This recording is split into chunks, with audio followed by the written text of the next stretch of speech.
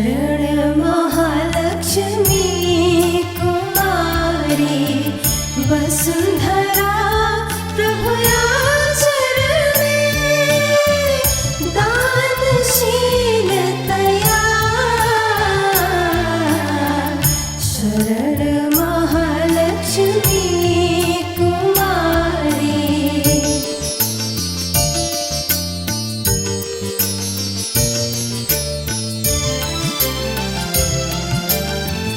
जवया गुख्वाला कुमकुम वर्णा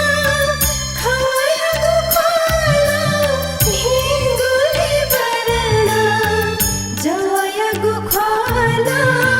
कुमकुम वर्णा खवया गुख्वाला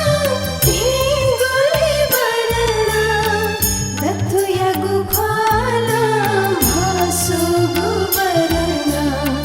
दत्तया गुख्वाला भासु गुवर्णा सूरज समान तेजती नाचोमा शरण महालक्ष्मी कुमारी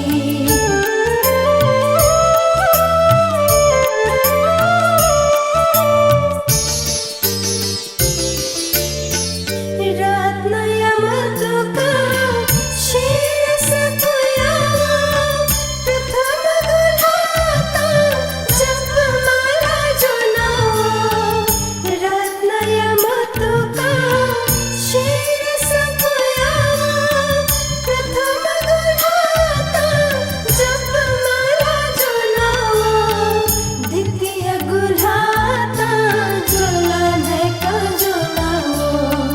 द्वितीय गुलाता जोलान का जोनाओ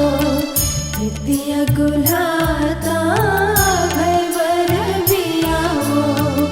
शरण महालक्ष्मी कुमारी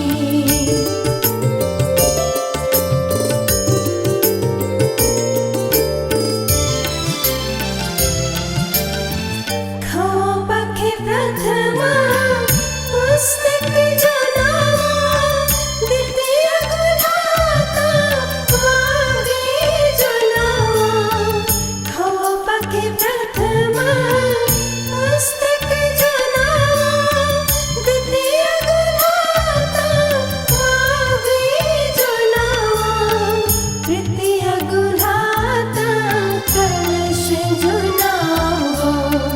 तृतीय गुलाता